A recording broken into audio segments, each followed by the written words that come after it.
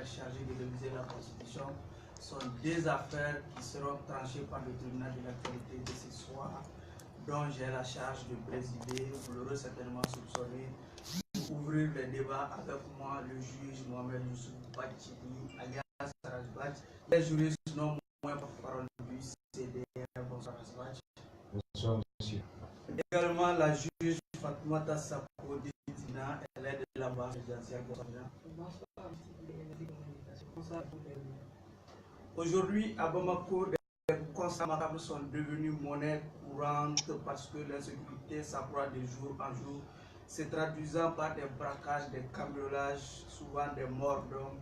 Rasbach, à moins d'un mois, un imam froidement assassiné, un opérateur également assassiné, des commerces cambriolés, la liste n'est pas achevée. Comment vous entrevoyez ces crimes à répétition à Bamako dans la capitale? Merci beaucoup, monsieur le juge à trois têtes.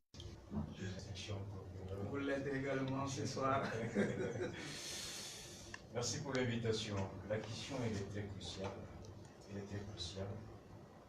Sauf que quand j'ai reçu le thème, je me suis posé la question, est-ce que le mot recrudescence convient à la situation actuelle? D'autant que c'est quasiment une constance depuis 4-5 ans. Le mot recrudescence, par définition, c'est l'aggravation avec une période courte d'accalmie. C'est que je ne semble pas avoir entrevu dans la marche de la vie des citoyens dans ce pays. Tout ce que vous venez de décrire de macabre sont quasiment un peu devenus le lot quotidien de moyens du pays. Vous savez que la sonnette d'alarme... Donc vous pensez que ce n'est pas un fait nouveau? Je vous apporte des preuves concrètes que tout le monde, tous les auditeurs et téléspectateurs peuvent vérifier chez leur, chez soi. En tapant sur Google, en 2014, le Républicain 17 décembre titrait déjà l'assassinat attaque à main armée en plein jour, à 19h avant 2014. Magazine, le 21 juillet 2015, braquage, vol à main armée, les manières réclament plus de sécurité. Mettez la violence à Bamako 2014. Le lourd article qui sort, selon les mois. En 2016, vous avez l'insécurité dans la cité. Bamako, une ville western sans chevaux. Vous voyez, 2016. On arrive en 2017. Attaque à main armée, braquage, vol avec violence. Bamako, la capitale, devient une ville à la merci de ma femme. En 2018, un jeune homme, un taxi et des armes de guerre saisies. Donc, c'est quasiment devenu quelque chose de banal. C'est devenu quelque chose de banal. Et pour le comprendre, il faut se poser 3 questions. S'intéresser d'abord à la nature de la violence, les moyens utilisés par cette violence. Deuxièmement, la qualité de l'auteur de ce qui perpétue ces violences. Leur âge biologique, leurs conditions sociologiques. Troisième question, il faut se poser la question sur le but recherché à travers ces violences. Et quatrièmement, les forces, les institutions mises en place censées réprimer ce type de violence à travers les recherches de leurs auteurs, leurs poursuites et leurs condamnations.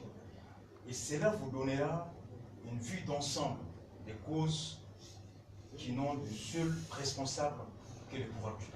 Justement, est-ce que vous êtes en train de mettre en cause l'inefficacité des instruments chargés vraiment de réprimer ces crimes? Voici, je vous donne des indicateurs très simples. En 2006, et vous avez la présidente à l'époque de la Commission nationale chargée de lutter contre la prolifération des armes légères, qui était la générale Koulibaly Kani Diabaté. Elle faisait état à l'époque en 2016, 2014, tenez-vous bien, de l'existence de 6000 armes en circulation. 6000 armes en circulation, sans compter les armes artisanales. Et en 2018, le dernier rapport publié par la même commission de lutte contre la prolifération des armes légères, à travers la colonelle Nema Saga, qui fait état de 130 000 armes en circulation. Et pour terminer sur ce chapitre, vous avez un article qui nous rapporte l'entrée, si vous voulez, sur le sol malien de 40 000 armes, fusils de chasse, légalement, par suite d'une licence d'importation accordée à un coopérateur économique par le ministère l'Intérieur d'importer 40 000 armes de chasse. Et je ne crois pas que les militaires ont besoin des armes de chasse. Ok, on va arriver. Vous avez une idée du nombre d'armes en circulation en 2018, 130 000 armes en circulation contre 6 000 il y a 4 ans, en 2014. Ce qui traduit une explosion du nombre d'entrées de circulation des armes dans ce pays, comme si c'est un pays qui n'a pas de frontières, à l'intérieur qui n'a pas de service de contrôle, aux frontières qui n'a pas de service de contrôle et qui n'a pas de service de répression. Donc les armes circulent au point qu'on les ramasse dans les taxis, des armes de guerre. Ok.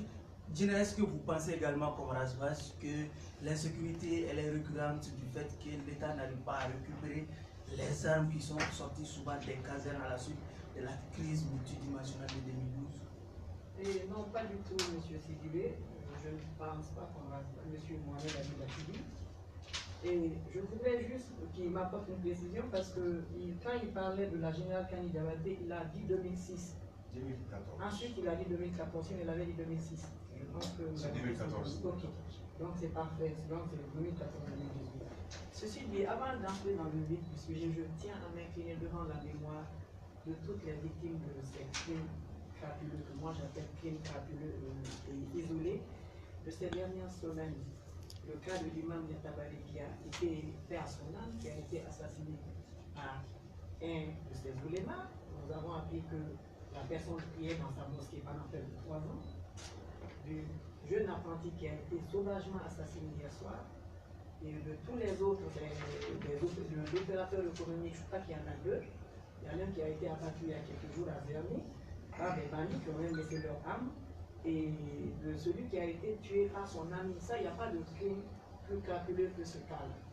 Et moi, je ne parlerai pas, on va être d'accord sur la recrudescence. Moi, je ne suis pas d'accord sur le mot recrudescence non plus. Et cette criminalité, nous ne la connaissons pas depuis ces temps-ci. C'est pourquoi d'ailleurs on parle de recrudescence. Voilà, non, mais parce que la s'emparer de la capitale. Vous savez, M. Sidibé, et l'avènement des réseaux sociaux a beaucoup facilité le partage d'informations. Vous savez, il y a des gens qui sont là, qui passent leur temps 24 heures sur 24 connectés sur Facebook. Il suffit qu'il y ait un petit problème, ils sont là, ils cliquent, ils partagent, souvent il y a beaucoup d'erreurs. Moi, je vais vous parler de 2 cas qui datent de 80. J'étais très jeune à l'époque. Beaucoup peut-être ne le savent pas, parce que maintenant, ceux de ma génération ne sont pas beaucoup sur Facebook. Mais moi, j'ai 2 hommes qui ont été assassinés dans les années 80. Il y a un opérateur économique qui était promoteur d'une station-service, Diakité, l'une des plus grandes stations privées du Mali. Ça s'appelait Arc-en-Ciel, à Djelibougou. La station existe toujours, mais évidemment, et ça a changé de propriétaire de logo, qui a été abattu un jour, je crois au mois d'octobre, à 20h30 dans sa station-service. C'était dans les années 80. Il n'y avait pas de réseaux sociaux, il n'y avait même pas de téléphone au Mali, il y avait les téléphones fixes dans les services. Ça, c'est le cas. Deuxième cas. Donc, vous pensez que les réseaux sociaux jouent un rôle amplificateur? Mais bien sûr, c'est même pas un réseau, c'est un réseau plus amplificateur. Et je voudrais terminer. Un deuxième cas que je vais vous citer, il y a le petit frère du footballeur Abdoulaye Diawara, communément appelé Blocus, qui s'appelle Baralidan, paix à son âme aussi, qui a été tué. Il était le promoteur d'une des rares boîtes de nuit de l'époque qui s'appelait Cotton Club. Et cette boîte de nuit se trouvait en plein centre de Bamako, qui a été abattue devant sa boîte de nuit. Ça, je vous dis, ça c'était en 86. C'est quoi la criminalité? La criminalité, c'est l'ensemble des actes criminels commis en une période donnée et en un milieu donné.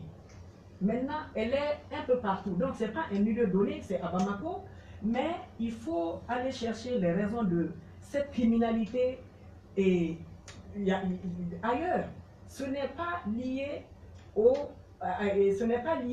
au déficit des forces de police ou au déploiement des patrouilles de police. Et dites-moi, vous voulez qu'un commissaire soit dans le Sotrama où le jeune a été abattu et au froidement égorgé hier soir? Un commissaire ne pouvait pas, ou un agent de police ne pouvait pas se trouver dans ce Sotrama-là. Et puis, si on analyse ces faits qui donnent foi dans le dos, apparemment, ça a été commis par un jeune garçon, je ne sais même pas s'il est majeur. Doit-on amputer la faute aux politiques ou au pouvoir en place? Moi, je ne le pense pas. Le gouvernement par rapport à tout ça. Je suis quand même un peu étonné. C'est d'une part ma grande soeur, c'est d'une part ma tante, c'est aussi un camarade de conviction de lutte, qu'on puisse dédouaner l'état de la psychologie criminelle des citoyens. Vous savez, c'est un domaine très très spécifique, la criminologie. Il y a plus que la psychologie criminelle, qui est étudiée dans les universités par des sciences qui s'appellent la psychologie, la psychanalyse, la sociologie, qui permet au pouvoir public d'appréhender les modifications, les mutations sociologiques susceptibles de provoquer, d'entretenir et d'amplifier le profil criminel dans une société. Il est du ressort de l'État comme un enfant. Nous, quand on était jeunes, je suis très jeune, plus jeune par rapport à elle, mais quand on s'est bagarré et que le sang jaillissait tout de suite, c'était fini la bagarre dans notre enfance. Quand il y avait mort dans une rue, on y passait par là. La plus forte raison d'accompagner les morts au cimetière. Mais aujourd'hui, les enfants se font des selfies dans les tombeaux. On s'est habitué avec le sang, il n'a plus d'impact sur nous. On va vers la banalisation. Justement, ça interroge le sociologue, ça interroge le psychologue, ça interroge le psychanalyste. D'accord? Je vous donne des faits. Vous avez parlé des policiers. Je vous cite les policiers, pas moi. Voici ce que les policiers vous disent. En 2016, une rencontre tenue par les syndicats des policiers, qu'est-ce qu'ils vous disent? Ils vous disent que les charges, ils disent que les policiers qui doivent prendre en charge les frais, les enquêtes ressortent que seulement une dotation de 10 litres de gasoil est prévue pour effectuer les patrouilles et les rondes de la police de 10h à 6h du matin. Les policiers n'ont que 10 litres de gasoil par jour. C'était en 2016. D'accord? Ils vous disent plus loin quoi? 90% des ordinateurs appartiennent aux policiers et 10% restants appartiennent à l'administration sont pour la plupart obsolètes. Même les véhicules, ils n'en ont pas. Je suis au courant de beaucoup de conditions de vie. Ça, c'est le cri de cœur des policiers. Je vous amène encore. Voici pour vous expliquer comment une société peut se transformer en une société criminelle. Vous avez le facteur de stupéfiants là-dedans. Le Mali en 2018 a pu comptabiliser 32 091 comprimés de trapanol. Vous savez c'est quoi le genre de médicament ça?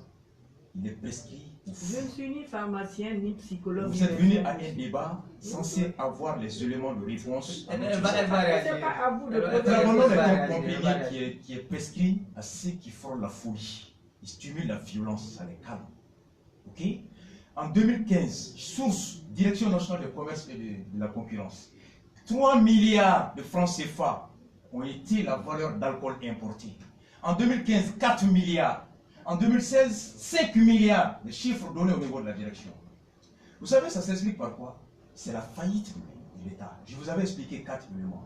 Si vous me donnez 4 ou 5 minutes, je vous explique. Ça permettra. Elle va réagir d'abord. Ça arrive. Mais c'est comme ça que le débat peut se situer. Je vous ai dit que pour comprendre la violence, ça allait nous permettre de bien comprendre. Il faut citer sur la nature des moyens utilisés. L'âge et la situation sociale de l'auteur de la violence, le but recherché à travers la violence et les conditions des hommes en charge de réprimer la violence. Si on s'interroge sur les premiers points, on a parlé des moyens utilisés. Du bâton, on passe maintenant aux armes de guerre. Violence. De 3h du matin, c'est à 19h. Ça indique le degré élevé de la criminalité. La qualité, l'auteur, il se situe entre quelle frange d'âge? 18 à 35 ans. Faites une statistique dans les commissariats. C'est des jeunes. Et pourquoi? C'est des jeunes qui font ça. C'est dans le but que vous avez la réponse. Le but, il est économique. Il vise à quoi? À se procurer des biens marchands commerciaux, économiques. Et cela traduit le chômage. Vous avez combien de chômeurs? Statistique de la Banque mondiale. 200 000 chômeurs par an. 1 million en un quinquennat. Et lui, son président a dit que je promets 200 000 emplois en 5 ans. 200 000 moins 1 million, ça veut dire qu'il laisse 800 000 chômeurs en un quinquennat. Ces 800 000 chômeurs vont vivre de quoi? Avec à leur portée 130 000 armes. Madame.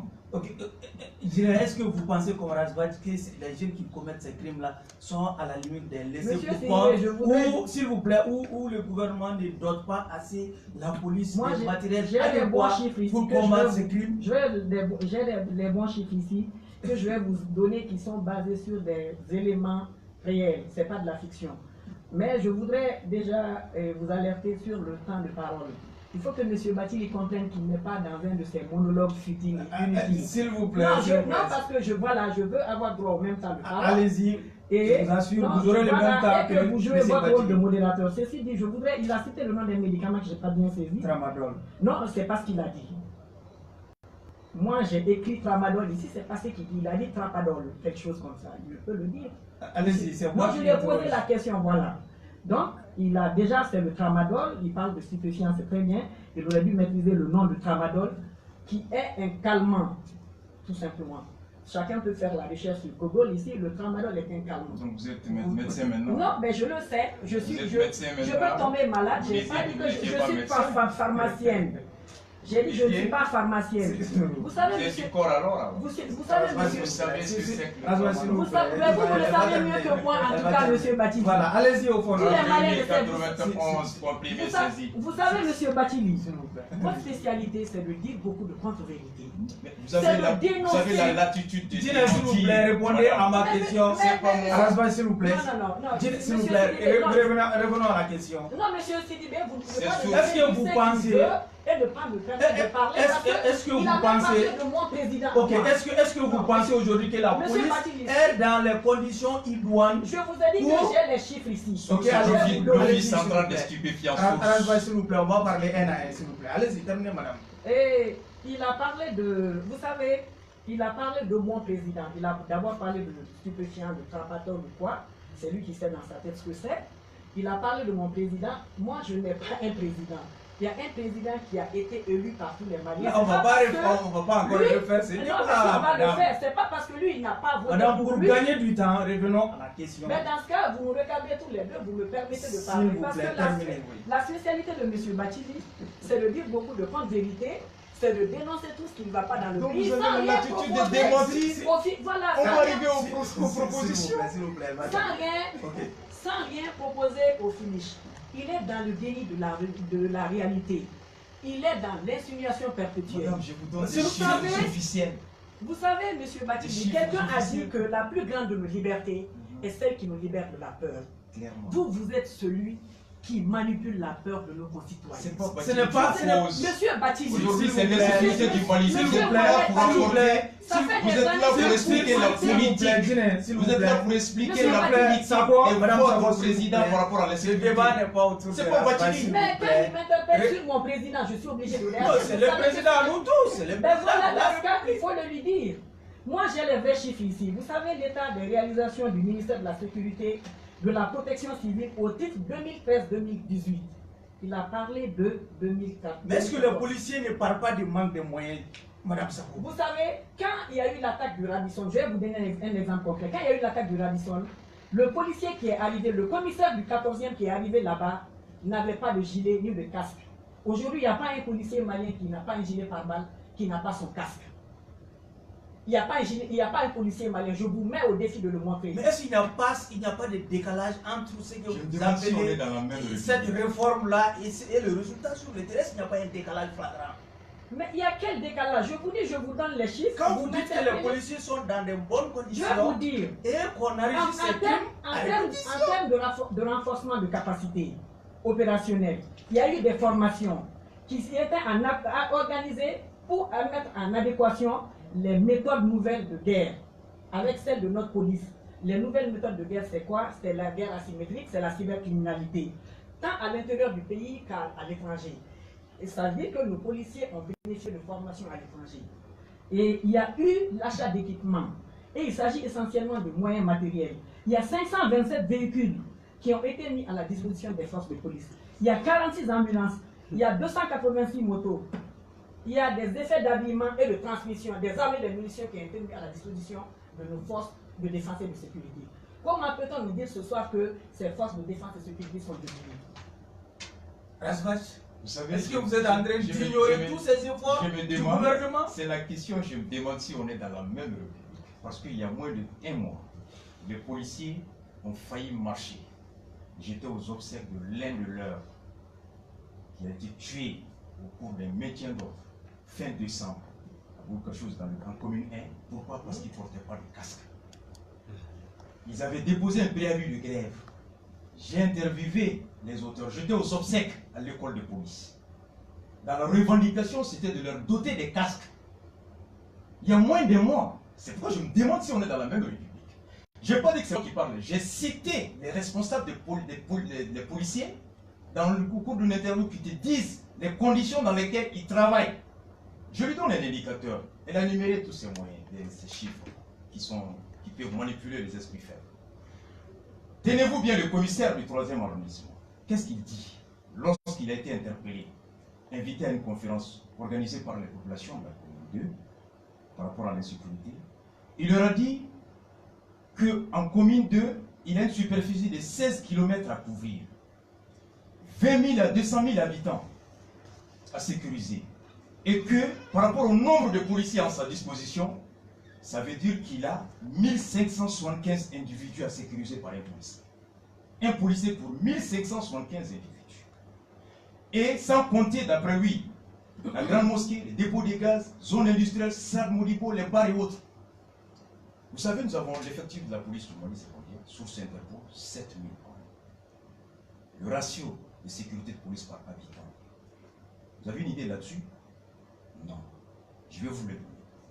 Écoutez-moi, je vais lui donner les chiffres. Elle a été s'informer au niveau du ministère de la Source de la Sécurité par rapport aux moyens qu'ils ont payés. Ces moyens par rapport à la mission, à l'étendue de la mission. L'efficacité des moyens est fonction de l'étendue de la mission. C'est cela l'efficacité des moyens. Je t'ai donné une daba pour cultiver combien? 20 hectares, ça sert à quoi? Le daba. C'est cela. Voici ce que vaut. Ratio international. Il faut 100 000 habitants. 100 000 habitants, c'est ce qui relève comme charge de sécurité par rapport à une unité de sécurité. Au Mali, on a 7 000. 18 millions divisé par 100 000, ça vous donne combien? 180 000. 180. 180, vous divisez 7 000 par 180, ça vous donne combien? Ça vous donne 38 policiers pour 100 000 habitants. C'est le chiffre, l'indication que tout le monde peut vérifier international. En France, vous avez en Espagne 1500 et quelques policiers pour 100 000. En France, 200 et quelques. Et ainsi de suite. Allemagne, 280 et quelques comme ça. En France, 160 et quelques policiers pour 100 000 habitants. Au Mali, on a 38 policiers pour 100 000 habitants. Et vous avez le chiffre qui est confirmé par le commissaire du 2e arrondissement. Un policier a pour mission de sécuriser 1575 habitants. Source commissaire du 10e arrondissement. 1575 habitants. Ça veut dire qu'il y a un déficit en termes de personnes et ressources, il y a un déficit en termes de logistique, il y a aujourd'hui un déficit même en termes de volonté politique. Je m'explique très bien. En termes de volonté politique. Très rapidement. En termes de volonté politique. Rien que sur les policiers, moi je ne vais pas trop m'attarder là-dessus, parce que ça c'est pas tant. 10 litres d'essence pour 24 heures patrouille, ça ne vaut même pas 1 km à la ronde. Ok? De deux, qu'est-ce qui a été renforcé? Les policiers eux-mêmes se plaignent de la qualité même des formations. Écoutez, sergent, qui dit, les instructeurs ne maîtrisent pas leur sujet et leur niveau est très bas. Il serait sérieux de mettre ces fonctions en compétition. Ça, c'est le syndicat national de la police qui met eux-mêmes en cause la qualité de formation qui relève de la politique sécuritaire des autorités actuelles. Ok, d'accord. Donc, lorsque la politique est défaillante, les moyens sont déficitaires, les hommes sont déficitaires, vous voulez fabriquer un résultat sur la base d'un certain nombre de chiffres et vous étonnez et dire que l'État a mis beaucoup de moyens, 280 motos, quelques trucs comme ça, quelques trucs là, et que tous les policiers aujourd'hui sont dotés de gilets, que tous les policiers aujourd'hui ont des casques. Ils vous écoutent, les policiers. Un policier s'est fait tuer récemment, il y a moins d'un mois. Défaut des casques. S'il vous plaît, Fatmata Sako, vous l'avez dit, est-ce qu'on est dans la l'État a même fait des efforts pour mettre nos forces de défense et de sécurité dans des bonnes conditions pour mener à bien leur mission, mais malgré tout, une certaine opinion commence à réclamer la tête du ministre de la Sécurité. Est-ce que c'est une demande sévère? Vous savez, je suis contente qu'il ait cité le cas de la France, parce que si je vous donne les chiffres en France, je crois qu'il y aurait plus, c'est pas un... Il serait bon que vous répondiez directement. Oui, je vais répondre, mais je ne peux pas le laisser raconter. Allez-y, Elle me taire sur ça, monsieur Sidibé, ça ne marche pas. Nous sommes dans un débat. Et vous m'interrompez à chaque fois, vous le laissez parler, mais ce n'est pas grave, je sais me défendre. Et il a fait cas de la France. Vous savez combien de meurtres il y a en France par jour ou par an? Je vais vous donner les chiffres par an. En 2016, il y a eu 892 meurtres à Paris. Je ne dis pas en France, hein, à Paris. Et là-bas, ça se compte à la seconde. Aux États-Unis, je ne vous donne même pas le chiffre. C'est 357 par jour, ça donne 3 dans le monde. Nous pouvons tous aller faire des recherches sur le net. Les chiffres qu'il vient de donner, je ne sais pas d'où il les sort. Mais ce qui est sûr, et 569 000 ménages ont été victimes de tentatives de braquage. Quand le ministre Bruno Le Roux l'a expliqué, personne n'a demandé sa tête. Au contraire, les gens ont demandé à ceux qui déploient plus d'efforts pour leur protection. Ça, c'est d'un. Moi, je vais vous dire, les patrouilles ici, on demande la tête du ministre de la Sécurité, mais bon Dieu, pourquoi? Nous ne sommes pas en politique. Quand il s'agit de questions sécuritaires, c'est des questions supranationales. On ne parle pas de politique. La police effectue plusieurs genres de patrouilles. Un, il y a les patrouilles normales qui sont déployées de jour comme de nuit, mais qui sont renforcées la nuit en cas de besoin. Il y a les patrouilles pédestres.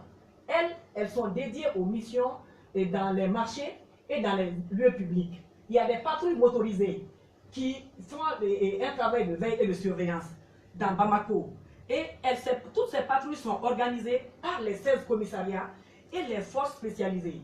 Les 16 commissariats du district, et n'oubliez pas les 2 commissariats à la périphérie de Bamako, celle de Kalabankoro et celle de Moribabougou, qui n'avaient pas de commissariat. Vous savez, avec la démographie qui est galopante, on ne peut pas, la sécurité à 100% n'existe pas, et on dit aussi que le risque zéro en matière de sécurité n'existe pas.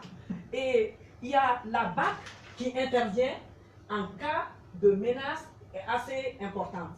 Après la BAC, il y a ce qu'on appelle aussi la FSI, c'est les forces de surveillance et d'intervention.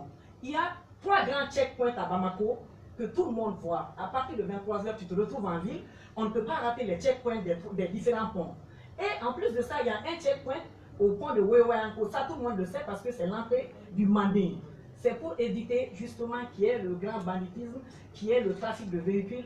Et toutes ces patrouilles, qu'est-ce qu'elles font? Mais elles font un travail de non seulement surveillance, mais elles font un travail de contrôle. Elles contrôlent non seulement les véhicules, les engins à 2 roues, mais elles contrôlent les passagers qui sont dans les véhicules. Elles contrôlent même les passagers qui sont sur les engins à 2 roues. On ne peut pas faire de comparaison en 2016 et maintenant, parce que la démographie est galopante. Moi, je veux qu'ils me disent, il a parlé de lui-même dans ses chiffres, il a parlé de 1 policier pour 180 000 habitants. C'est ce qu'il a dit. Ensuite, il dit que le commissaire du 3e ou de je ne sais pas quel arrondissement a dit, quand il voulait aller en grève, qu'il y a 1 policier pour 1000 et quelques habitants. Il faudrait qu'on nous dise, le Mali n'a pas les mêmes moyens que la France qui est la 4e puissance économique du monde. Ça, il faut qu'on se le dise.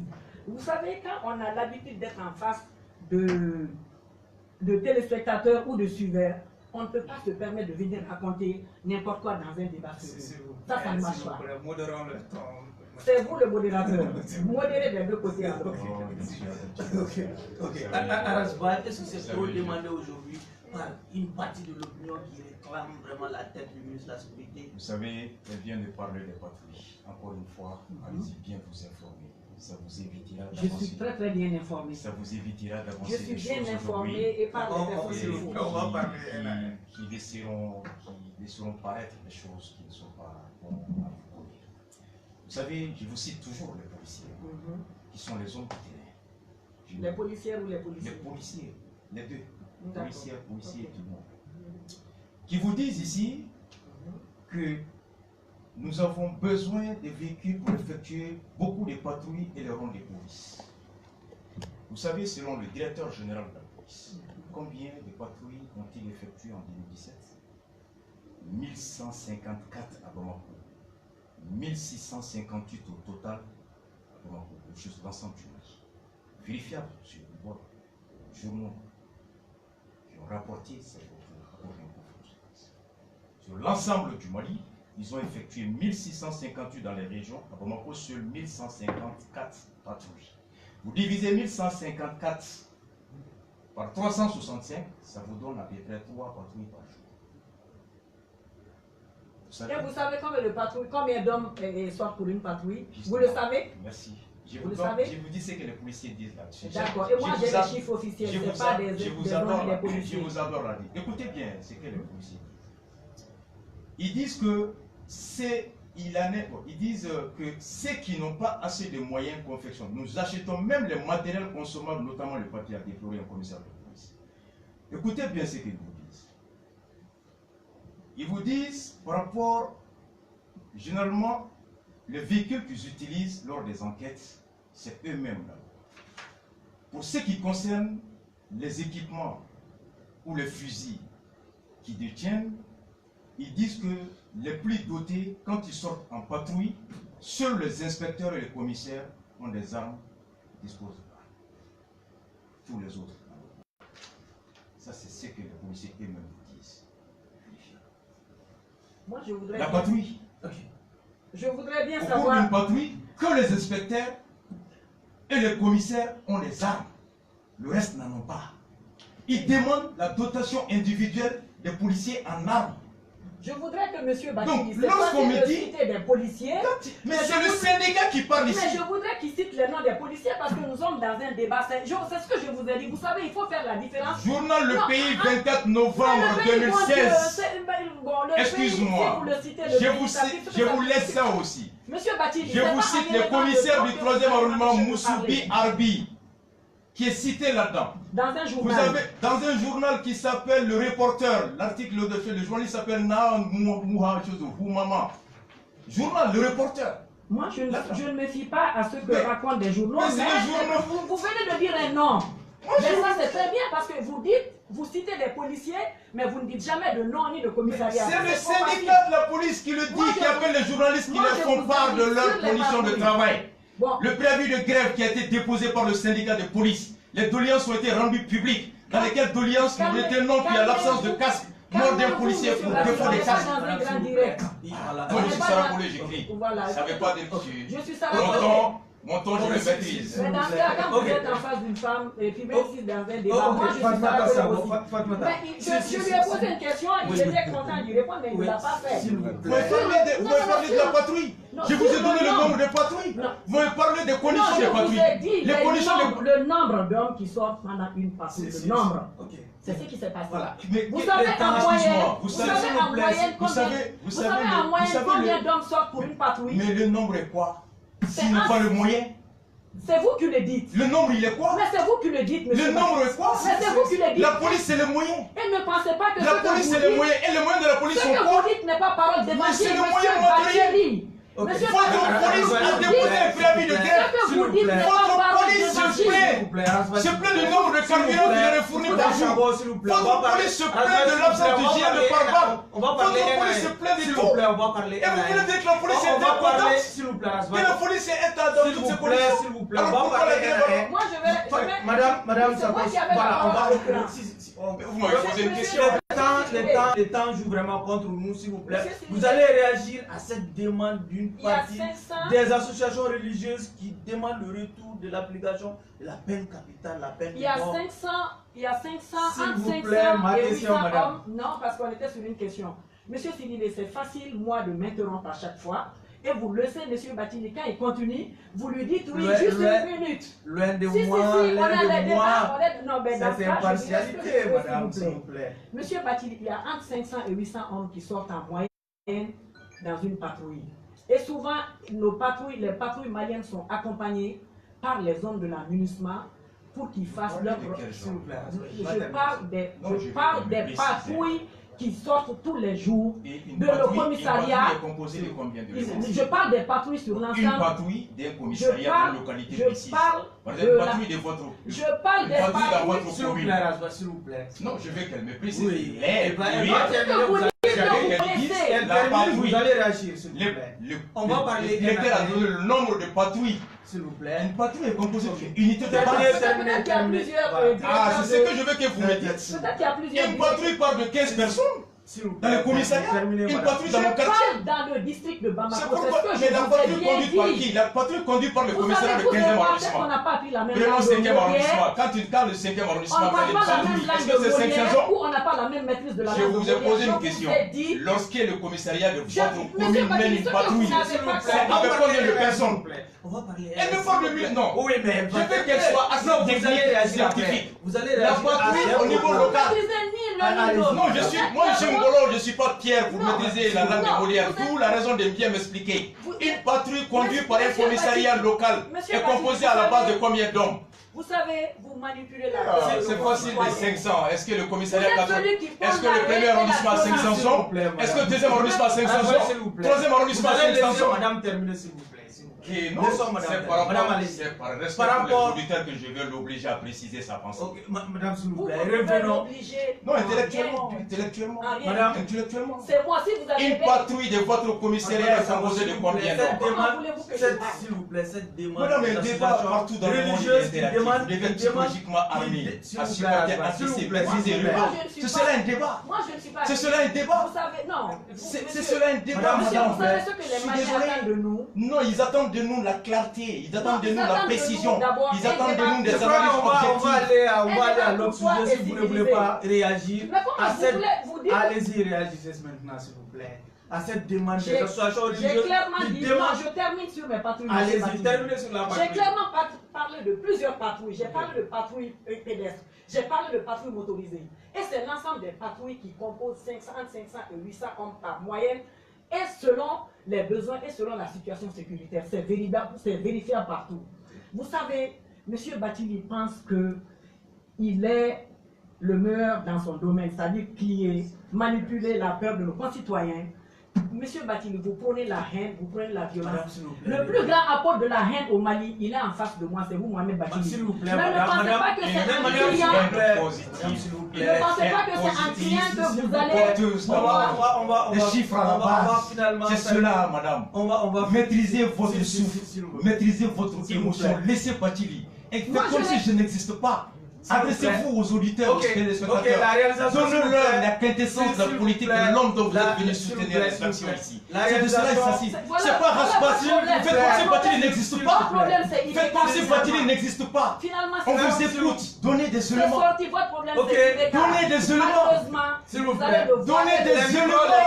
Les micros sont Bathily n'existe pas. Les micros sont fermés. Alors, deuxième thème de l'émission, malgré la crispation du climat politique, le gouvernement vient d'ouvrir les débats pour la révision de la Constitution. C'est pourquoi il a procédé à la nomination des experts chargés de se pencher sur la question. Rasbach, déjà quelques jours après la mise en place du comité d'experts chargés de réviser la Constitution, on entend quand même quelques grincements dedans. Certains trouvent déjà que ce n'est pas au Premier ministre de composer ces comités d'experts, c'était plutôt le rôle du président de la République de le faire. Est-ce que vous entrevoyez la chose de cette Suivant manière? la Constitution, toute initiative de révision constitutionnelle revient au président de la République. Il revient au président de la République qui, dans sa matérialisation, alors appelle le gouvernement pour conduire le projet dans l'Assemblée. Mais je ne m'attarde pas sur cet aspect qui, pour moi, je ne saurais pas, peut-être que le président, par un décret, a saisi le gouvernement pour la mise en place de cette activité. L'absence de ce acte, je ne m'aventurerai pas à m'attarder sur la forme, le Premier ministre n'aurait pas dû ou pas. Je vais directement au fond. Dans la forme, j'approuve la mise en place de ces comités qui a manqué il y a 2 ans, quand on était avec elle à Ante-Abana. La mise en place de ce comité qui avait été mis en place, mais dont la conduite n'était pas assez inclusif, je veux dire. Lorsque on prend le communiqué qui est en face, qui a été rendu public par la cellule de communication de la primature, les 11 membres ont été nommés, mais leurs canevas seront définis par 2 pôles composés à la fois techniques, les partis politiques, la société civile et les experts de l'autre côté, et les TDR, les sujets sur lesquels ils vont être amenés à se pencher là-dessus, qui sont bien énumérés, les orientations, la modification de la loi électorale, les projets de loi organique, le chronogramme de consultation, les projets de textes portant création de circonscriptions, ainsi de suite, sont très bien. Ce que j'ai beaucoup aimé, dans la forme qu'on trouve un cadre de participation de la société civile, de toute la classe politique là-dedans, ce qui permettra à chacun de dire ce qu'il pense, quelle partie de la Constitution souhaite-t-il qu'il soit modifié, par quoi et pourquoi. Et donc, et ce qui m'a le plus agréé, c'est que lorsque vous lisez le texte à son entame, vous dit que la société civile et les partis politiques auront pour mission de valider les propositions que le comité d'experts va soumettre. Au fait, ça veut dire que c'est eux qui allons animer le débat, et c'est eux qui vont aussi encadrer les experts, et c'est eux qui vont par la fin aussi valider les propositions que les experts élaboreront à l'issue des débats et qui auront été menés par les partis politiques, les sociétés civiles et tout le monde. Donc le pouvoir de validation qui revient au Conseil national de consultation est quelque chose qui pour moi est gage d'inclusivité, est gage de participation de tous au débat. Encore qu'il soit franchement animé de bonne volonté. Encore que le mécanisme de participation et de conduite puisse être assez transparent, puisse être assez inclusif et puisse être animé de bonne foi pour que nous ne tombions pas dans quelque chose qui s'appelle un peu de la suite du superflu, de quelque chose de superficiel. On a mis juste la forme d'inclusivité, mais au fond, on a mis les moyens pour verrouiller afin que ça puisse aboutir à son but. Okay. Donc, il revient à chacun, à l'intérieur du débat, de veiller à ce que ce qui a été mis dans la forme puisse être conduit dans le fond, afin que ce qui ressortira puisse refléter l'adhésion ou la volonté de l'ensemble de la classe politique et de la société civile. Okay. Ça, j'agrée à la forme. Ok. La question de qui devait composer le comité d'experts, un débat inutile? Oui, comme il l'a si bien dit, M. Mohamed Batili, moi je pense que c'est un débat inutile et puis c'est un débat qui est dépassé. Il a dit, sauf ce qu'il n'a pas dit, que l'initiative de la révision constitutionnelle appartient au président. Ce qu'il n'a pas dit, l'initiative de la révision de la Constitution appartient concurremment au président et au Parlement, c'est-à-dire aux députés. Et je pense que cela a été respecté. L'Assemblée, le président avait saisi l'Assemblée avant de demander d'instruire au Premier ministre de commettre le comité. Donc moi je pense que ça c'est un débat inutile. Vu que le comité semble-t-il être inclusif selon ce qu'il a dit. Donc ce débat n'a pas de sens pour moi. Donc vous pensez que c'est un comité exclusif? Il y a des gens quand même qui pensent que des experts comme Daba Diawara et des constitutionnalistes comme Fomba, Brima Fomba devraient quand même siéger dans ces comités pour garantir, si vous voulez, pour prendre en charge les déshydratats des Ante Abana. Vous savez, M. Sidibé, il n'y aura jamais assez de, comme vous dites, d'inclusivité ou de contentement autour de la mise en place d'un comité, même s'il était élargi à 1000 membres. Je pense avoir déploré l'absence de Daba Diawara dans ce comité, sur votre plateau ici. Je pense l'avoir fait parce que c'est l'un des plus grands constitutionnalistes de Mali. Je pense que Dr Fomba aussi, nous avons cheminé ensemble dans Ante Abana. Mais ce qu'il faut savoir, c'est que la charte suprême, qui est la Constitution, et qui détermine l'ensemble des règles les plus importantes donc, du fonctionnement et de l'organisation des pouvoirs publics, la nôtre est assez vieilleuse maintenant. Et tout le monde est unanime qu'il faut aller vers un toilettage ou une révision. Et aussi, nous avons signé l'accord de paix. La crise multidimensionnelle que nous connaissons depuis a connu son épilogue avec la signature de l'accord de paix de, je crois, le 20 janvier 2015, c'était si je ne me trompe pas. Et il faut adapter cet accord à la Constitution et non le contraire. Ceux qui sont là en train de critiquer le comité font croire, c'est des messages qui sont véhiculés à dessein pour faire croire au peuple malien que c'est la Constitution que nous allons adapter à l'accord. Ce qui est faux et qui est vous étiez parmi ceux ou celles qui prônaient ces mêmes discours en 2017. Non. Je vous ai dit ici, on n'a jamais prôné ce discours. Nous, ça qui est là, vous a bien dit qu'il y avait plusieurs courants dans Ante Abana.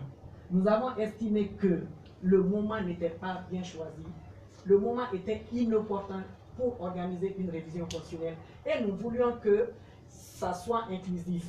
Je pense que s'ils avaient mis ce comité d'experts en place en 2017, le pays n'aurait pas connu les troubles. Non, ça n'avait pas été fait de la même. Il y avait peut-être que c'était le fond, mais la forme n'avait pas été mise sur la mise en place de ce comité. Donc c'était une question de personne finalement qui le contenu du projet proposé. Non, c'était pas une question de personne, mais je vais vous dire quelque chose. Ce n'était pas le comité qui était en cause en 2017, plutôt le contenu. Vous savez, en 2017, personne n'avait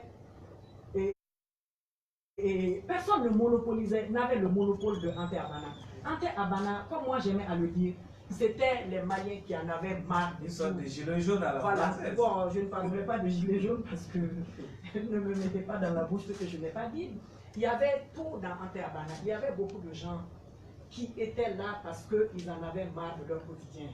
Ils en avaient marre de la cherté de la vie. Ils en avaient marre de la vacuité du panier de la ménagère. Donc, c'est tous ces gens qui étaient réunis dans Ante Abana. Et c'est pour ça que ça n'a pas pu continuer, parce que peut-être que chacun avait une ambition différente, chacun était animé par d'autres choses. C'est pour ça que ça n'a pas pu continuer. Et je pense que M. Bati sait pourquoi ça n'a pas continué. Moi, je le sais pourquoi ça n'a pas continué aussi. Cette fois-ci, on sent cette unanimité autour de ces 4e essais finalement. Mais, comme elle a dit, je ne crois pas que vous puissiez trouver quelqu'un aujourd'hui au Mali qui s'intéresse à la République et qui ne puisse pas vous dire qu'il faille aujourd'hui réformer, réviser la Constitution.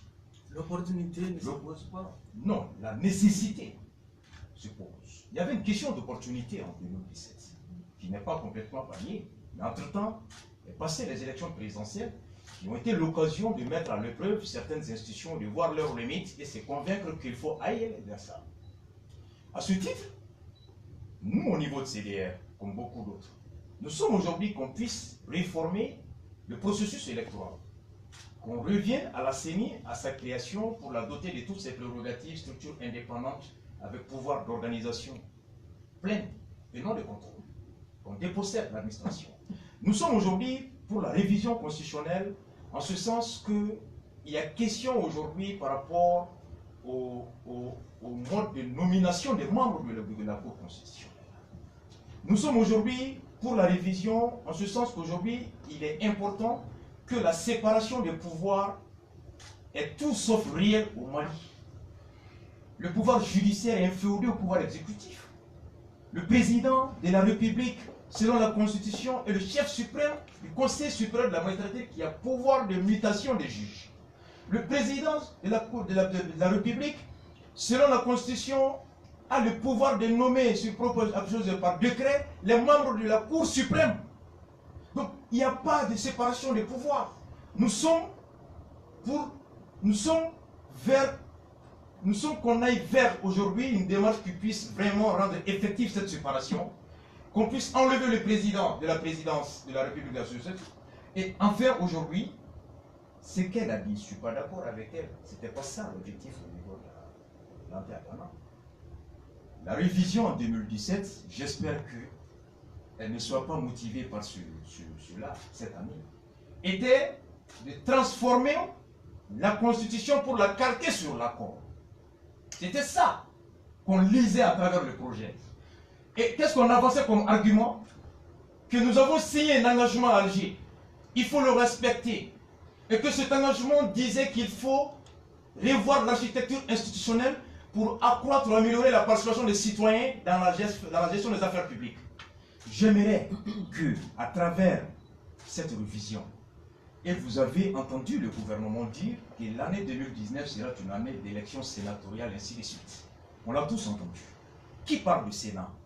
C'est l'une des raisons de la révision. Nulle part dans l'accord, il n'est question du Sénat. Mais qu'est-ce qui a changé entre temps? En 2017, je proposé à ce projet de révision parce que la situation sécuritaire ne s'y prêtait pas à une révision.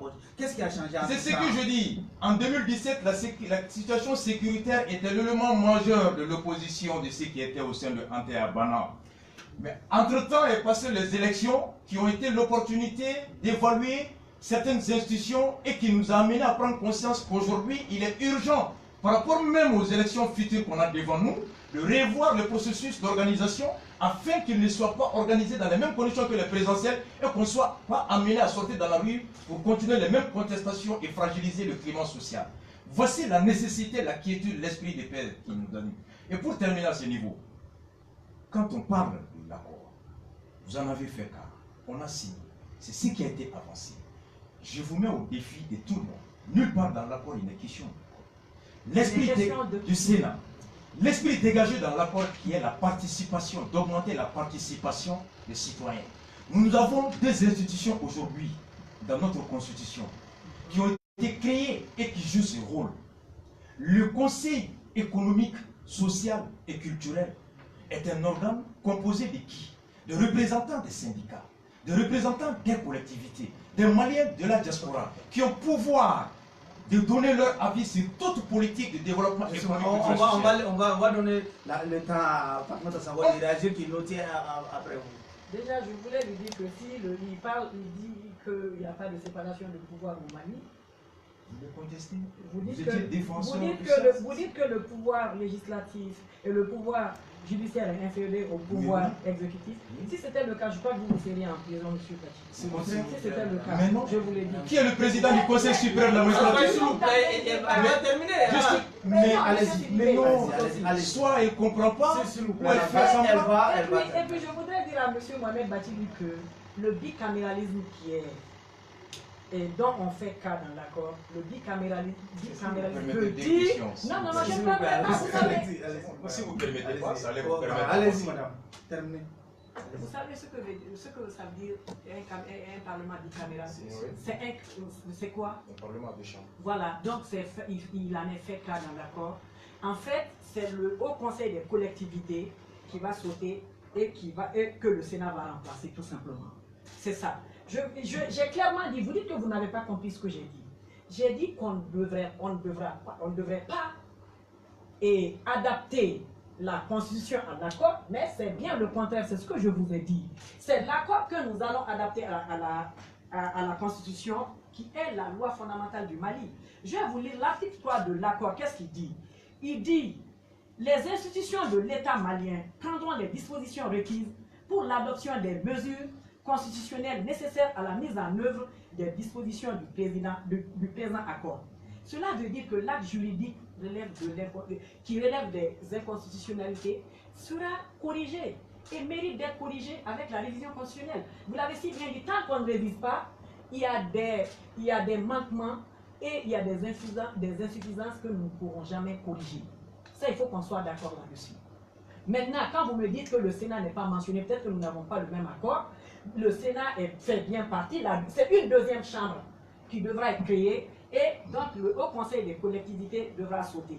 Par contre, là où vous avez raison, il y a une violation flagrante à l'article 102 de l'accord, donc, qui dit il y a l'article 6 de l'accord viole l'article 102 de notre Constitution, qui dit que les membres du Haut Conseil des collectivités assurent la représentation des collectivités territoriales. Les Maliens établis à l'extérieur sont représentés dans cette chambre. L'accord dit le contraire. Voilà où il y a des problèmes et il est urgent, il est même impératif d'aller vers cette révision pour corriger toutes ces inconstitutionnalités. Voilà pourquoi, l'une des raisons pour lesquelles, comme vous l'avez si bien dit, vous avez tiré des leçons, peut-être des manquements liés à l'élection présidentielle. Nous qui sommes en politique, nous avons aussi des avantages qui sont liés, ou des inconvénients et avantages même, que nous voulons corriger et qui seront pris en charge par une révision constitutionnelle. Vous savez, là où on peut... Un document juridique, vous avez parlé de nécessaire. Nécessaire veut dire que ce qui est faisable, on le fait, ce qui n'est pas faisable, c'est cela nécessaire. Vous savez, un document juridique comporte un plan. Vous avez en tête le préambule, il dégage l'esprit. Le reste du corps sont des moyens pour pouvoir atteindre l'esprit dégagé dans le préambule. L'accord qui a été signé, il dégage un esprit clair. Au-delà des principes d'intangibilité, tout ça, la forme républicaine, il s'agissait de problèmes de gouvernance qui s'est traduit par l'exclusion, selon certains, de la gestion des affaires qu'il faille aujourd'hui reconsidérer à travers le remodélage de l'institution et de l'architecture institutionnelle. L'esprit étant tel, le reste du corps fait des propositions. Il revient, selon la Constitution, le contexte politique, de voir qu'est-ce qui, parmi les moyens, peut être apte à pouvoir atteindre l'objectif. Et je cause comprendre que les gouvernements en son temps ont estimé que pour renforcer la participation des citoyens dans la gestion des affaires locales, régionales et nationales, il faut ajouter au Conseil économique, social, au Haut Conseil des collectivités, à l'Assemblée, une autre chambre, le Sénat. On dit, ok, c'est un moyen de plus de participation des citoyens. Mais à quel coût? Encore, il faudrait qu'on ait évalué et arrivé à la conclusion que le Haut Conseil des collectivités et le Conseil économique social ont failli, d'où l'exclusion de certains dans la gestion. Qu'on soit amené à la question, à la réponse que nous disposons des moyens, même s'il n'y avait pas de déficit, de pouvoir le faire. Vous adoptez, vous vous accouboutez sur le Sénat. Vous en faites une exigence de l'accord pour le passer dans l'opinion et dont les conditions avaient été décriées par l'Anté Abana, dont le tiers avait été réservé au président dans son pouvoir de nomination. Moi, je ne vais même pas là. Vous savez combien coûte un député malien? Selon l'enquête d'un journaliste, 83 millions. Vous savez, j'ai été candidate aux élections J'arrive. législatives. Non, je vous le jure. Non, vous ne le savez pas. Si je le sais, Non, monsieur. combien coûte l'entretien d'un député malien? Je ne suis pas une activiste. 83 Je millions. ne suis pas une activiste. Vous multipliez 83 millions par 127 députés. Je suis une femme politique. J'ai été candidate aux élections Je vous ai législatives. écouté tout de suite. Écoutez-moi, Non, j'ai parce fini. que vous avez le malin plaisir. Excuse-moi, je vous l'ai dit. Voilà, en 30 secondes. Justement, un député malien qui coûte 85 millions, 83 millions par an. Je le sais. Quand la présidence des régimes n'a pas été capable de gérer sa dotation en carburant, quand un pays en cessation de paiement, un pays est incapable de payer 20 millions de mandats, un pays qui est à terre, banqueroute, cessation, un pays qui est accablé par le vérificateur année par année, milliards de détournés, surfacturation, mauvaise gestion. Vous voulez encore nous imposer le Sénat budgétivore au moment où Macky Sall renonce au Sénat pour augmenter la condition de vie des Sénégalais, au moment où le Burkina Faso renonce le Sénat. Alors que Dieu nous en préserve, d'où la raison de ce cadre-là qui est un débat où on va venir dans ce cadre-là, on viendra débattre pour empêcher que ce projet machiavélique, ces intentions machiavéliques. S'il vous plaît, vous l'aurez compris, on ne pourrait pas rendre un verdict vraiment ce soir. Vous ne m'avez pas dit la parole de fin. 30 secondes rapidement. Ok, 30 secondes. Vous savez, ce que je retiens, c'est que quand M. Bati est pris dans ses contradictions, il se met en colère, il se met à hurler. Il vient de dire devant le monde entier, parce que c'est une célébrité, il a plus de fans que moi, il a des milliers de gens qui le suivent. Il vient de dire qu'on ne fait pas mention du Sénat dans l'accord. Ensuite, il dit que c'est parce qu'il est budgétivore. Je dis, vous avancez ça comme argument. Non, vous dites que vous ne l'avez que le président le dit, vous le dites, que c'est l'accord qui demande le Sénat. Même ton gouvernement dit qu'on va organiser les élections sénatoriales avant la révision. C'est notre gouvernement. S'il vous plaît. C'est notre gouvernement. Vous êtes là pour défendre les actions de ce gouvernement. En fait, moi, je suis là pour décrier, désapprouver les actions. C'est ça la raison de ce débat. Nous ne sommes pas dans vos débats futiles. Mais c'est un débat scientifique. S'il vous plaît. Non, c'est vrai. S'il vous plaît. C'est votre gouvernement qui parlait d'élections sénatoriales avant révision. S'il vous plaît. Alors, ça veut dire que vous avez un projet de créer un Sénat. C'est notre gouvernement. C'est l'accord que je prends en charge. Et vous dites que vous mettez quiconque défi de le prouver. Ensuite, vous dites qu'il est budgétivore. Mais quand vous êtes pris dans vos contradictions, vous prenez un micro et vous l'accord ne le dit pas. Et je suis désolé que vous ne le savez pas. Je suis désolé que vous ne savez même pas que le président est le président du Conseil suprême de la magistrature. Je suis désolé que vous ne savez même pas que c'est le président qui nomme les membres de la Cour suprême. Et vous dites que le petit j'ai cru savoir que vous faites un doctorat depuis. Non, je suis nul. Mais je suis désolé. Vous ne savez pas que le président au Sénégal, on est en train d'aller faire la réforme pour enlever le président du Conseil suprême de la magistrature. En France, on a fait pareil. Il n'est pas faire renforcer les pouvoirs. Les deux affaires sont donc mises en délibéré. Le juge du tribunal de ce soir était Mohamed Youssouf Badjili, alias Rasbat. Il est juriste, porte-parole du CDR. Fatmata Sako, elle est de la mouvance présidentielle. Merci à vous de nous avoir suivis et au prochain numéro du tribunal de l'actualité.